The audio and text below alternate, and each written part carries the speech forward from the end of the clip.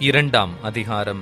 ஒருவன் போஜன பலியாகிய காணிக்கையை கர்த்தருக்கு செலுத்த வேண்டுமானால் அவன் காணிக்கை மெல்லிய மாவாயிருப்பதாக. அவன் அதின்மேல் எண்ணெய் வார்த்து அதின்மேல் தூபவர்க்கம் போட்டு அதை ஆரோனின் குமாரராகிய ஆசாரியர்களிடத்தில் கொண்டு வருவானாக. அப்பொழுது ஆசாரியன் அந்த மாவிலும் எண்ணெயிலும் ஒரு கைப்பிடி நிறைய தூபவர்க்கம் எல்லாவற்றோடும் எடுத்து அதை பலிபீடத்தின் மேல் ஞாபகக் குறியாக தகனிக்க கடவன். அது கர்த்தருக்கு சுகந்த வாசனையான தகன பலி. அந்த போஜன பலியில் மீதியாயிருப்பது ஆரோனையும் அவன் குமாரரையும் சேரும். கர்த்தருக்கு இடும் தகன பலிகளில் இது மகா பரிசுத்தமானது. நீ படைப்பது அடுப்பில் பாகம் பண்ணப்பட்ட போஜன பலியானால் அது எண்ணெயிலே பிசைந்த மெல்லிய மாவினால் செய்த புளிப்பில்லா அதிரசங்களாயாவது எண்ணெய் பூசப்பட்ட புளிப்பில்லா அடைகளாயாவது இருப்பதாக. நீ படைப்பது தட்டையான சட்டியில் பாகம் பண்ணப்பட்ட போஜன பலியானால் அது எண்ணெயிலே பிசைந்த புளிப்பில்லா மெல்லிய மாவினால் செய்யப்பட்டதாயிருப்பதாக. அதை துண்டு துண்டாக பிட்டு அதின்மேல் எண்ணெய் வார்ப்பாயாக. இது ஒரு போஜன பலி. நீ படைப்பது பொரிக்குஞ்சட்டியில் பாகம் பண்ணப்பட்ட போஜன பலியானால் அது எண்ணெயிலே பிசைந்த மெல்லிய மாவினால் செய்யப்படுவதாக. இப்படி செய்யப்பட்ட போஜன பலியை கர்த்தருக்கு செலுத்துவாயாக. அது ஆசாரியனிடத்தில் கொண்டுவரப்படும் போது அவன் அதை பலிபீட தண்டையில் கொண்டு வந்து அந்த போஜன பலியிலிருந்து ஆசாரியன் ஞாபகக் குறியாக ஒரு பங்கை எடுத்து பலிபீடத்தின் மேல் தகனிக்க கடவன்.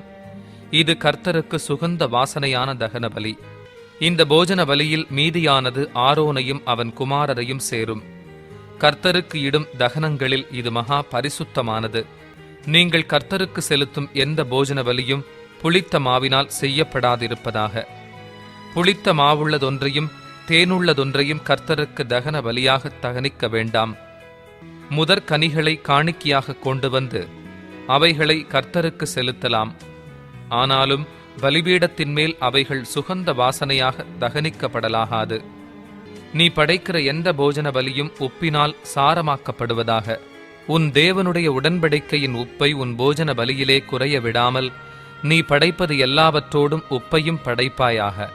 முதற் பலன்களை போஜன பலியாக நீ கர்த்தருக்கு செலுத்த வந்தால் நிறைந்த பச்சையான கதிர்களை நெருப்பிலை வாட்டி உதிர்த்து அதை உன் முதற் பலனின் போஜன பலியாக கொண்டு வர கடவாய்.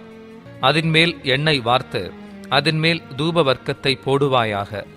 இது ஒரு போஜன பலி. பின்பு ஆசாரியன் உதிர்த்த தானியத்திலும் எண்ணெயிலும் எடுத்து ஞாபகக் குறியான பங்கை அதன் தூபவர்க்கம் எல்லாவற்றோடும் கூட தகனிக்க கடவன். இது கர்த்தருக்கு இடும் தகன பலி. மூன்றாம் அதிகாரம். ஒருவன் சமாதான பலியை படைக்க வேண்டுமென்று மாட்டு மந்தையில் எடுத்துச் செலுத்துவானாகில் அது காளையானாலும் சரி பசுவானாலும் சரி பழுதற்றிருப்பதை கர்த்தருடைய சந்நிதியில் செலுத்த கடவன். அவன் தன் பலியின் தலைமேல் தன் கையை வைத்து ஆசரிப்பு கூடார வாசலுக்கு முன்பாக அதை கொல்ல கடவன். அப்பொழுது ஆரோனின் குமாரராகிய ஆசாரியர் அதன் இரத்தத்தை பலிபீடத்தின் மேல் சுற்றிலும் தெளிக்க கடவர்கள். பின்பு சமாதான பலியிலே குடல்களை மூடிய கொழுப்பையும் குடல்களில் உள்ள கொழுப்பு முழுவதையும் 2 குண்டி காய்களையும் அவைகளின் மேல் சிறு குடல்களின் இடத்தில் இருக்கிற கொழுப்பையும் குண்டிக்காய்களோடே கூட கல்லீரலின் மேல் இருக்கிற ஜவ்வையும் எடுத்து கர்த்தருக்கு தகன பலியாகச் செலுத்துவானாக. அதை ஆரோனின் குமாரர் பலிபீடத்து அக்கினியிலுள்ள கட்டைகளின் மேல் போட்டிருக்கும் சர்வாங்க தகன பலியின் மீதில் போட்டு தகனிக்க கடவர்கள். இது கர்த்தருக்குச் சுகந்த வாசனையான தகன பலி. அவன் கர்த்தருக்குச் சமாதான பலியை படைக்க வேண்டுமென்று ஆட்டு மந்தையிலிருந்து எடுத்துச் செலுத்துவானாகில் அது ஆண் ஆனாலும் சரி பெண் ஆனாலும் சரி பழுதற்றிருப்பதைச் செலுத்துவானாக. அவன் ஆட்டுக்குட்டியை பலியாகச் செலுத்த வேண்டுமானால் அதை கர்த்தருடைய சந்நிதியில் கொண்டு வந்து தன் பலியின் தலைமேல் தன் கையை வைத்து ஆசரிப்பு கூடாரத்துக்கு முன்பாக அதை கொல்லக் கடவன்.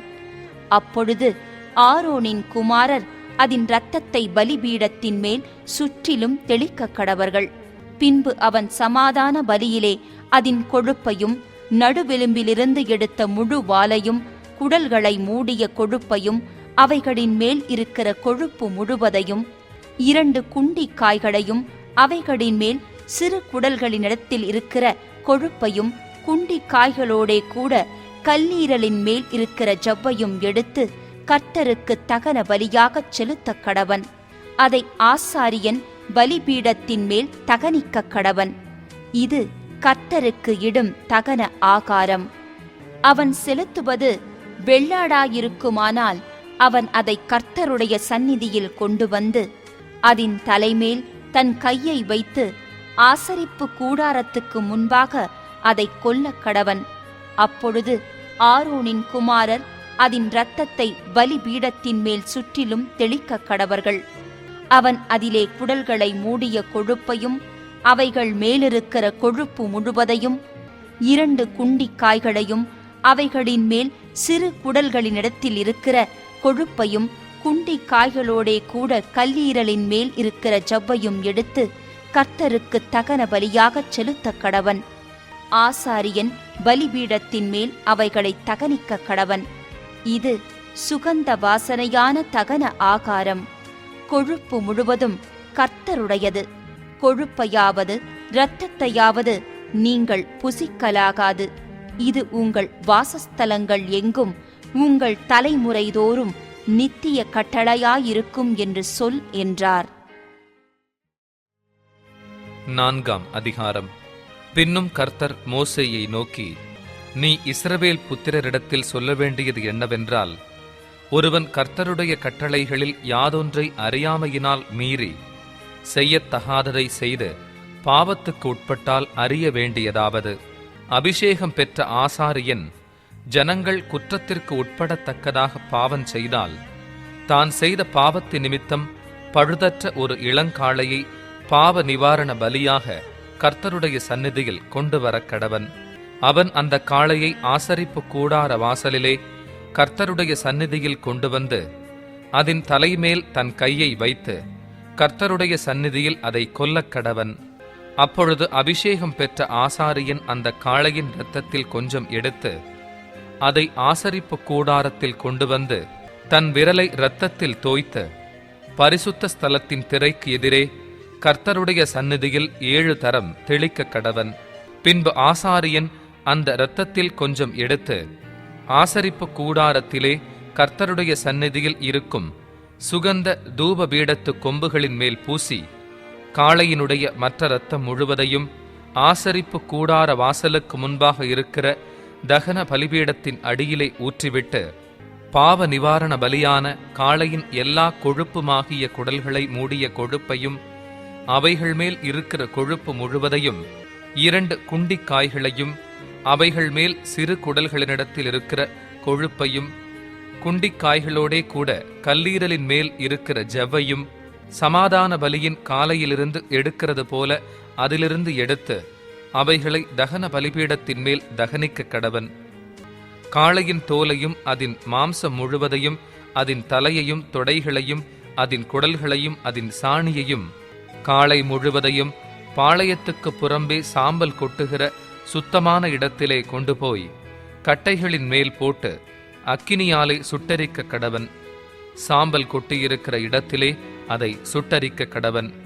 இஸ்ரவேல் சபையார் எல்லாரும் அறியாமையினால் பாவம் செய்து காரியம் தங்கள் கண்களுக்கு மறைவாய் இருக்கிறதினால் கர்த்தருடைய கட்டளைகளில் யாதொன்றை மீறி செய்யத்தகாததை செய்து பாவத்துக்குட்பட்டு குற்றவாளிகளானால், அவர்கள் செய்த பாவம் தெரிய வரும்போது சபையார் அந்த பாவத்து நிமித்தம் ஒரு இளங்காளையை ஆசரிப்பு கூடாரத்துக்கு முன்பாக பலியிடக் கொண்டு வர வேண்டும்.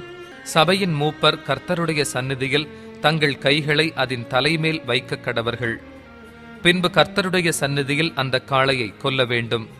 அப்பொழுது அபிஷேகம் பெற்ற ஆசாரியன் அதன் இரத்தத்தில் கொஞ்சம் எடுத்து ஆசரிப்பு கூடாரத்தில் கொண்டு வந்து தன் விரலை இரத்தத்தில் தோய்த்து கர்த்தருடைய சந்நிதியில் திரைக்கு எதிரே 7 தரம் தெளித்து ஆசரிப்பு கூடாரத்தில் கர்த்தருடைய சந்நிதியில் இருக்கும் பலிபீடத்தின் கொம்புகளின் மேல் அந்த இரத்தத்தில் கொஞ்சம் பூசி மற்ற இரத்தமெல்லாம் ஆசரிப்பு கூடார வாசலில் இருக்கிற தகன பலிபீடத்தின் அடியிலே ஊற்றிவிட்டு அதன் கொழுப்பு முழுவதையும் அதிலிருந்து எடுத்து பலிபீடத்தின் மேல் தகனித்து பாவ நிவாரண பலியின் காளையை செய்த பிரகாரம் இந்த காளையையும் செய்து இவ்வண்ணமாய் ஆசாரியன் அவர்களுக்கு பாவ நிவிர்த்தி செய்ய கடவன்.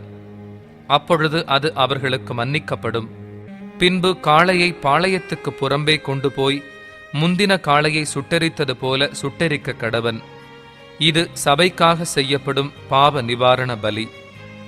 ஒரு பிரபு தன் தேவனாகிய கர்த்தருடைய கட்டளைகளில் யாதொன்றை மீறி அறியாமையினால் செய்யத்தகாததைச் செய்து பாவத்துக்குட்பட்டு குற்றவாளியானால், தான் செய்தது பாவம் என்று தனக்கு தெரிய வரும் போது அவன் வெள்ளாடுகளில் பழுதற்ற ஒரு இளங்கடாவை பலியாக கொண்டு வந்து அந்த கடாவின் தலைமேல் தன் கையை வைத்து கர்த்தருடைய சந்நிதியில் சர்வாங்க தகனபலி கொல்லப்படும் இடத்தில் அதை கொல்லக்கடவன்.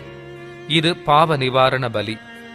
அப்பொழுது ஆசாரியன் அதன் இரத்தத்தில் கொஞ்சம் தன் விரலால் எடுத்து தகன பலிபீடத்து கொம்புகளின் மேல் பூசி மற்ற இரத்தத்தை தகன பலிபீடத்தின் அடியிலே ஊற்றிவிட்டு அதன் கொழுப்பு முழுவதையும் சமாதான பலியின் கொழுப்பைப் போல பலிபீடத்தின் மேல் தகனித்து இவ்வண்ணமாய் ஆசாரியன் அவன் செய்த பாவத்தை குறித்து அவனுக்காக பாவ நிவிர்த்தி செய்ய கடவன்.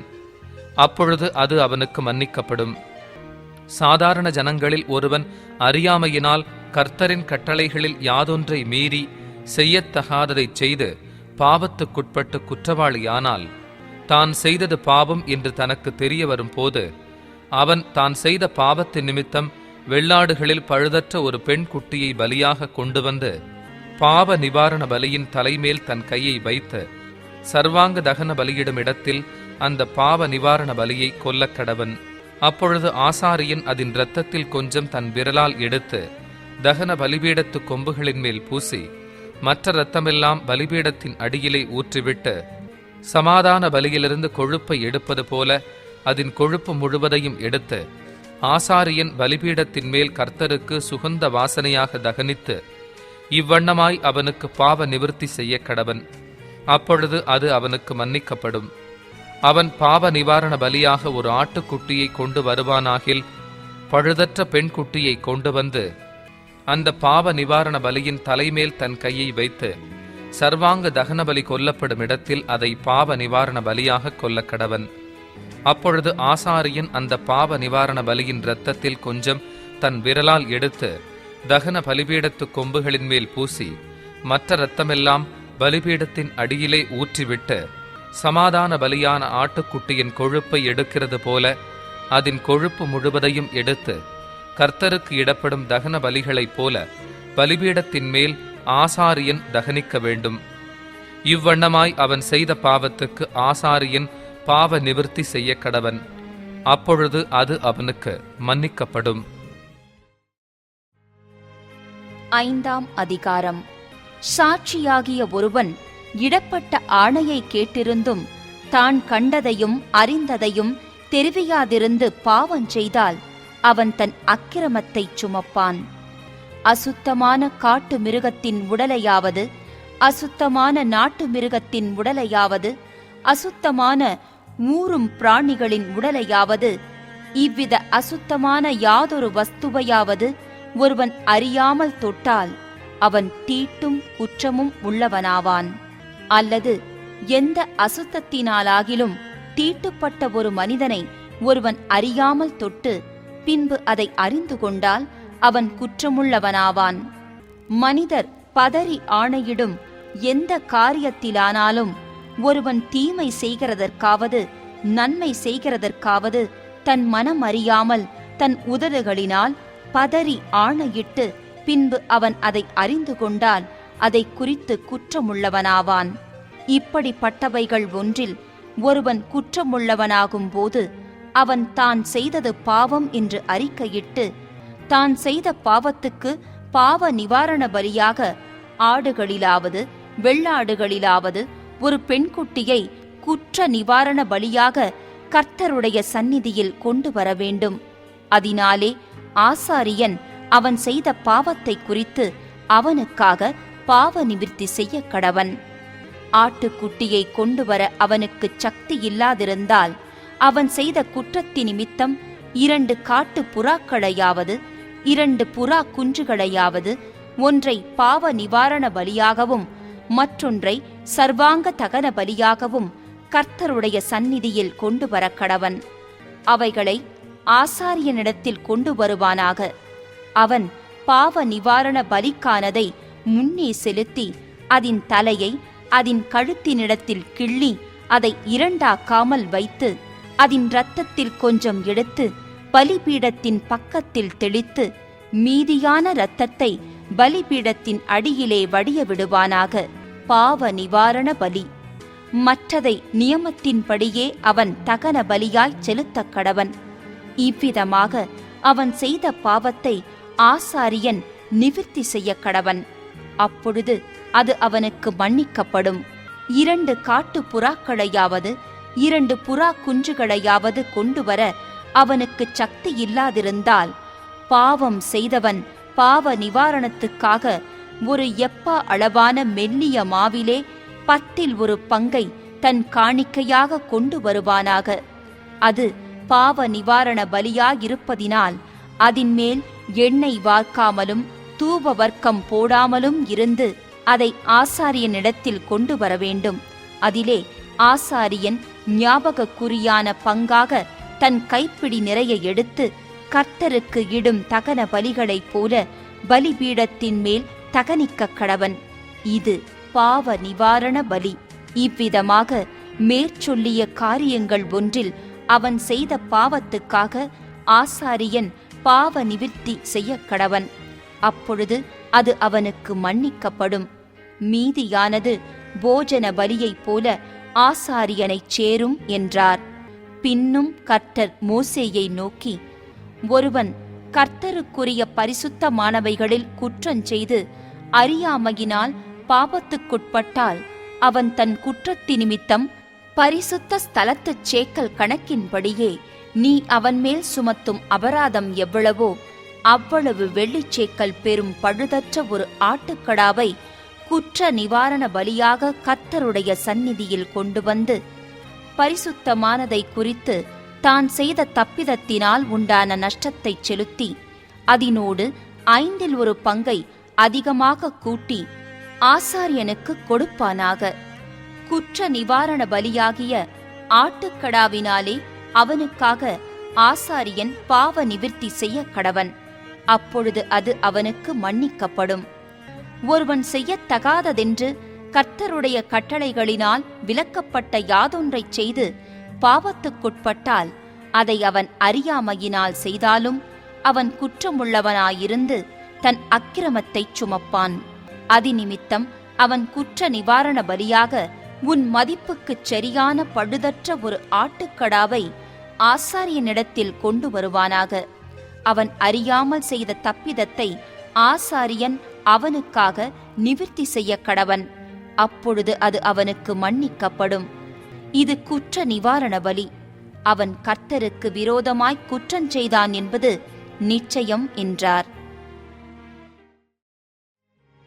6ஆம் அதிகாரம்.